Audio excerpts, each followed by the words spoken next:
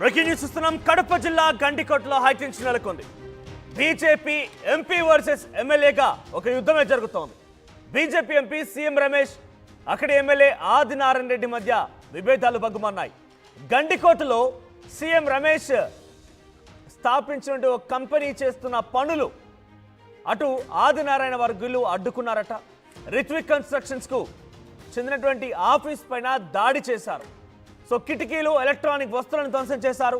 గతంలో కూడా ఈ పనులను అడ్డుకున్నారు ఆది వర్గీయులు. సీఎం రమేష్ సంబంధించినటువంటి రిత్విక్ కన్స్ట్రక్షన్స్ సంబంధించినటువంటి ఆ ఆఫీస్ పై దాడి చేసిన విజువల్స్ మనం చూస్తున్నాం. సో కింద కనిపిస్తున్న విజువల్స్ అవన్నీ కూడా ఆ ఆఫీస్లోని ధ్వంసమైనటువంటి ఆ కార్యాలయం పూర్తిగా ధ్వంసం అయిపోయింది. బయట కిటికీలు, లోపల కుర్చీలు, ఇతరత్ర సిస్టమ్స్ అన్నీ కూడా పూర్తిగా కింద పగలగొట్టేశారు, నేలకేసి కొట్టేశారు. సో ఆ విజువల్ మనం చూస్తున్నాం. ఒక కంప్యూటర్ కింద పడిపోయింది. ఆ తర్వాత ఆ టేబుల్స్ అన్ని ధ్వంసం అయిపోయాయి. ఆ పక్కనే చాలా ఎక్విప్మెంట్ ఉన్న ఎలక్ట్రానిక్ ఎక్విప్మెంట్స్ ఉన్నాయి, అవన్నీ కూడా పూర్తిగా ధ్వంసమైపోయాయి. చైర్లను చిందరమందరగా చేసేశారు, కిటికీలను పగలగొట్టేశారు. ఇతరత్ర క్యాబిన్స్ కూడా పూర్తిగా ధ్వంసం చేశారు. నారాయణ రెడ్డి వర్గీయులు మొత్తం కూడా ధ్వంసం చేశారు. ఒకసారి ఆ విజువల్స్ చూద్దాం.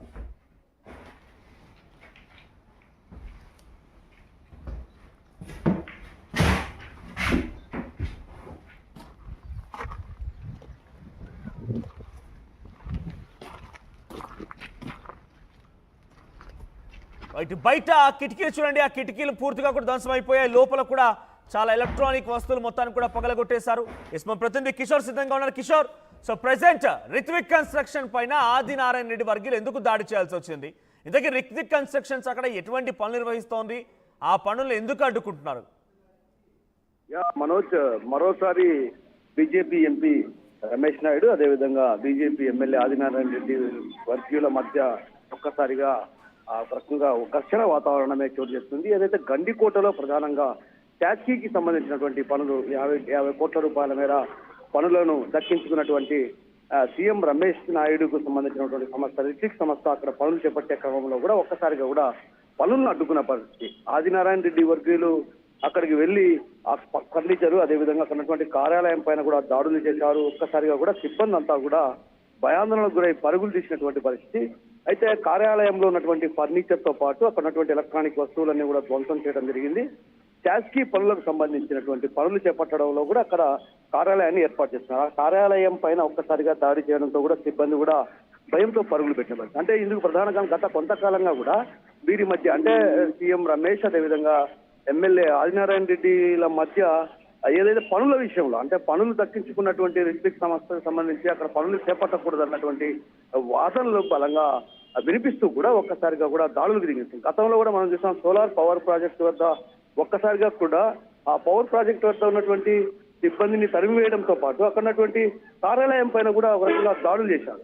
అంటే ఈ దాడుల పరంపర ఇలాగే కొనసాగుతుంది. అంటే గత కొంతకాలంగా వీరిద్దరి మధ్య పచ్చగడ్డి వేస్తే బొక్కుమనేటువంటి పరిస్థితుల నేపథ్యం కాబట్టి వర్కులు ఏవైతే దక్కించుకున్నారో రిత్విక్ సంస్థ, ఆ రిత్విక్ సంస్థ అక్కడ పనులు చేపట్టడానికి వీలు లేదంటూ కూడా ఒక రకంగా హుకుం జారీ చేసేటువంటి పరిస్థితి కనిపిస్తున్నటువంటి వాదనలు కూడా బలంగా వినిపిస్తున్నాయి. ఇందుకు ప్రధాన కారణం రిత్విక్ సంస్థ సోలార్ పవర్ ప్రాజెక్టు సంబంధించి పనులు కావచ్చు, అదేవిధంగా ప్రస్తుతం గండికోటలో శాసకీయ పనులు నిర్వహిస్తున్నారు. ఏదైతే శాసకీయ పనుల్లో కూడా 50 కోట్ల రూపాయల మేర పనులను దక్కించుకునే నేపథ్యంలో కూడా ఒక్కసారిగా అక్కడ పనులు చేపట్టేందుకు కూడా సిద్ధమైనటువంటి పరిస్థితి. అక్కడ ఒక కార్యాలయాన్ని ఏర్పాటు చేశారు. ఆ కార్యాలయాన్ని ఏర్పాటు చేసింది. గతంలో ఈ విధంగా అయితే సోలార్ పవర్ రిత్విక్ కన్స్ట్రక్షన్స్ పేరిట ఏదైనా ఇల్లీగల్ వ్యవహారం కొనసాగుతుందా? ఏదైనా పర్మిషన్స్ లేకుండా ఉండిపోయి, అంటే ఎమ్మెల్యే వర్గీయులు గతంలో అడ్డుకున్నారు, మళ్ళీ అడ్డుకుంటున్నారు. అంటే ఏంటి, కేవలం రాజకీయంగా విభేదాలేనా, లేదంటే ఇంకేదైనా యాక్టివిటీస్ జరుగుతున్నాయా? వాళ్ళ ఆరోపణ ఏంటి?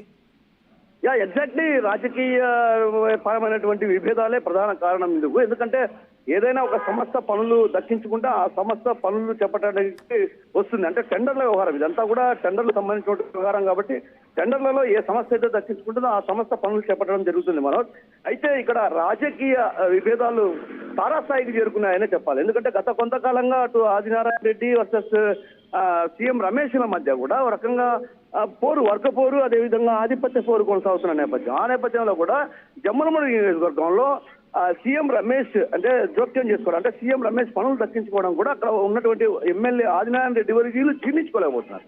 ఒక రకంగా రాజకీయంగా దెబ్బతీయాలన్నటువంటి భావనతోనే ఈ విధంగా దాడులు చేశారన్నటువంటి వాదనలు అటు సీఎం రమేష్ వర్గీయులు చెప్తున్న పరిస్థితి. ఎందుకంటే అక్కడ గతంలో కూడా సోలార్ పవర్ ప్రాజెక్టు విషయంలో కూడా అదే తరహాలో దాడులు చేశారు. ఏదైతే సంస్థ టెండర్ వేసిన తర్వాత ఆ సంస్థ దక్కించుకుంది ఆ పనులను. అయితే ఆ దక్కించుకున్న క్రమంలో పనులు చేపట్టకుండా అడ్డుకోవడం ఇలాంటి పరిణామాల నేపథ్యంలో ఇదంతా కూడా గమనిస్తే మాత్రం ఖచ్చితంగా రాజకీయ వివాదాల ఇందుకు ప్రధాన కారణం అన్నటువంటి ఆరోపణలు కూడా బలంగా వినిపిస్తున్నాయి. అయితే ఈ నేపథ్యంలో గతంలో కూడా మనం చూసాం, గతంలో కూడా ఎమ్మెల్యే ఆదినారాయణ రెడ్డిని ఈ విషయం పైన మీడియా కూడా ప్రశ్నించడం జరిగింది. తరచుగా ఏదైతే సీఎం రమేష్ అదే విధంగా ఆదినారాయణ రెడ్డి వర్గీయులు సీఎం రమేష్ కి సంబంధించినటువంటి పనులు అడ్డుకుంటారన్నటువంటి విషయంలో కూడా అడగడం జరిగింది. అప్పుడు కూడా తాను ఒకటే మాట చెప్పారు, వేరే వాళ్ళు ఇక్కడ వచ్చి పనులు చేయడం ఏంటి, దోచుకుంటున్నారు అన్నటువంటి భావన ఆయన వ్యక్తం చేశారు.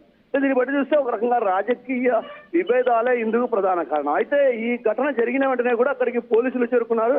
అదేవిధంగా ఈ ఘటన జరుగుతున్న సందర్భంగా కూడా మీడియా చిత్రీకరించే నేపథ్యంలో కూడా మీడియా సెల్లులు కూడా పాల్గొంటున్నటువంటి పరిస్థితి. అంటే ఒక రకంగా వాళ్ళు చేస్తున్న దాడులు ఎవరు చిత్రీకరించకూడదు అన్నటువంటి భావన అంతా లీగల్ గానే ఉంది, అంతా సవ్యంగానే జరుగుతోంది. కానీ ఆది వర్గీయులు అడ్డుకోవడాన్ని పోలీసులు చూస్తున్నారు. మరి అంటే ఏకంగా ధ్వంసం చేశారు కదా ఆ కార్యాలయంలో ఉన్నటువంటి ఇతరత్ర సామాగ్రిని, ఆ కార్యాలయాన్ని కూడా ధ్వంసం చేశారు.